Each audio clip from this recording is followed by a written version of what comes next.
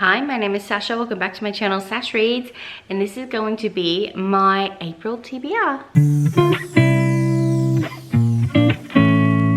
I think I am going to be skipping my Pokemon Go Choose This My TBR this month, just because you've got the Aurelium Readathon happening, so the magical Readathon. And I've got pretty much something on every weekend this month, and I just really don't want to overstress myself, so I'm just going to try and read for the Aurelium. And then there's Sharni's Readathon the first week of April as well, so I'm planning on participating in that. Then you've got Rare. Just a very busy month for me, and I'm planning on going away for Easter, and then a friend's birthday.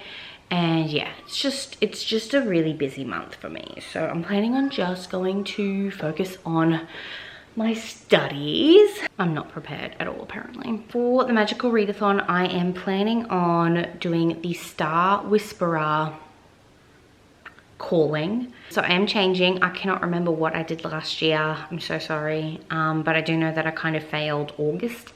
So I'm revamping my character. To be honest, I really have no brain power to go into all of that effort. So I am sorry that this is not going to be a in-depth look at my character and what my character wants to be and blah, blah, blah. If you want to watch a video where they do go into it depth, I do suggest watching Mel's video, a book fan named Mel. I know that she has recently posted her April TBR. Abby from Abby Lisi the Book Lover also does a really nice in-depth look into her character, like last year's. I'm not sure if she's posted anything this year, but definitely go check both their channels out. But yes, I plan on doing the Star Whisperer. Pretty much I chose Star Whisperer because it reminds me of Zodiac Academy. I'm a big stan of Zodiac Academy, even though I haven't finished the series, but just look away when I say that. Anyway, so the Star Whisperer. The cosmos speaks to us all, but it takes true skill and insight to listen back. Star Whisperers are mages who act as receivers of celestial messages. They master the craft of tuning out the world, calming the mind, and listening to the messages from the stars. These messages are sent every day, but collecting them is only the first step of this calling. Practiced Star Whisperers can speak to the cosmos. They often seek advice, insight, and critique from above. Some prefer to use their craft for more generalized purposes, but some focus on one-on-one readings, where a mage can pay a Star Whisperer to read their charts for introspection. During the lunar alignment, the Star Whisperer Guild gathers in order to speculate on upcoming events. They compare snippets of their own readings and convey important messages to archmages. After the most intense part of the gathering, a celestial party of 2 knights follows. This is rumored to be truly trippy and unique endeavor, and is envied by many others in the seer communities. Specific details of what unfolds at these parties kept a mystery. Pretty much I think that's why I want to go, because I just want to have a good party. I love a good party. One occupational hazard worth noting is the potential for sleepless nights. Overstimulation from the otherworldly whispers is not for the faint-hearted. I get overstimulated anyway, it's okay, fine. It is one thing to master calming your mind from your own thoughts, but another to mute celestial messages. But with appropriate training, this is still very possible. To be successful in this field will require precision, unbiased reporting, knowledge of current events, and knowledge of people. The biggest hurdle is misinterpretation, but whilst initially filled with skepticism and mistrust, with each correct prediction, insightful chart, or important revelation, the reputation of a Star Whisperer grows. So, for the spring equinox, I need to pass Art of Illusion, Astronomy, Inscription, Law, and Psionics and Divination, which is a lot of the same classes that I needed to pass for my last calling last year. So Astronomy is 2-letter E's in the title. Art of Illusion is I need to match close to the cover. So one cool thing about these prompts this year for the spring equinox is they're half reading prompts, half life prompts. So like this one, match the clothes to the cover of the book, which I thought worked really well, because one of Sharni's prompts in her readathon is match close to the cover, or to the character on the cover or whatever. And I'm like, this is brilliant. So I'll be able to do that. Inscription, I need to choose book from my highest shelf. Yeah. Law, I need to read a book with a map. Yeah. And with for Psionics and Divination, I need to read a book with clouds on the cover or in the title. Now for Sharni's readathon, it's the 3rd of April to the 9th of April. I will be participating in that. There is a group book, and the group book is going to be Only Mostly Devastated by Sophie Gonzalez. So I will be picking this book up this month. This does have 2 E's in the title, so I'm planning on reading this for the astronomy prompt. This is a queer Greece reimagining. So for Sharni's readathon, the prompts are read an Asian author, read a blue cover, read LGBTQIA plus rep, match close to cover, an Aussie author, and read a picture book. I think there are other prompts as well, like you need to post your TBR and things like that. So Only Mostly Devastated is going to be my blue cover book, my LGBTQIA plus book, and yeah, the 2-letter E's in the title. Aussie author, I'm actually going to be reading, where are you? Readathon by Lynette Noni. I am hosting the Madoring Chronicles read along with Ash from Ash's Adventures and Books, and April is the month to read Readathon, which is the 2nd book in the series. So if you've already read Akane and you want to continue on, definitely come hang out with us in the Discord and come join us on the live show last Sunday of every month. It's a fun time.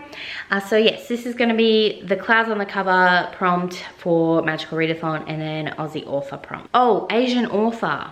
I might read Twisted Games by Anne Huang because I'm meeting her in April, or I might pick up Well That Was Unexpected by Jessie Cusatanto because she is an Asian author. She wrote one of my favorite books of 2 years ago, Dial A for Aunties. It was like a comedy mystery. It was really funny. This is her YA debut, so I'm excited for this. I also know there's a prompt to Magical Readathon. I don't believe it's for like one of my callings, but there's also one where it's read book with flowers on the cover. Yeah, flowers on the cover is for elemental studies, so I could use that. Book with a map in it could possibly be, do you have a map? Please say you have a map. Yes, you've got a map. So this is The High Mountain Court by A.K. Mulford. This author is going to Rare as well, so I'm happy to pick this up. Abby said she read it and absolutely adored it, so I'm keen to read it as well. Another book on my TBR because of Rare is Angelica Frankenstein Makes Her Match by Sally Thorne. Abby and I are actually kind of buddy reading it, but we're both going to be like annotating and vlogging it to each other. So she's going to give me her annotated copy and I'm going to give her my annotated copy. So I'm really excited for that endeavor. Other books on my TBR this month. I also want to, I know this was on my TBR last month, but Crown of Midnight. I've almost finished Throne of Glass, so that's on there. Definitely, I want to do ARC April, even if it's just a week.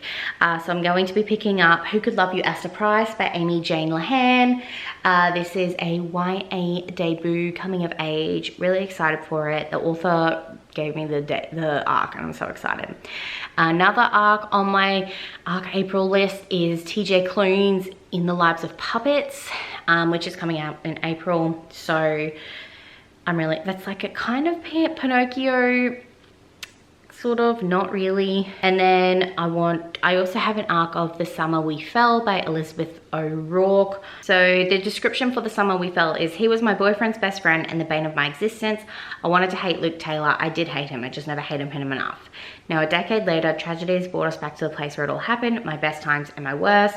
Our lives have changed, but the pull between us is just as strong as ever. Only this time it's more dangerous too. I'm keen for that, and like the cover is just gorgeous. The Snapper Silver Stem is on my list as well because the 3rd book is coming out at the end of April and I'm keen for that. That author's going to be at Rare as well. Book from my highest shelf. See, on my highest shelf is just Sarah J Maas books. Crown of Midnight can work for that. Oh my gosh, I just figured that. That works so well. Oh, I'm so glad. So then all I need to do for Art of Illusion is match close to the cover.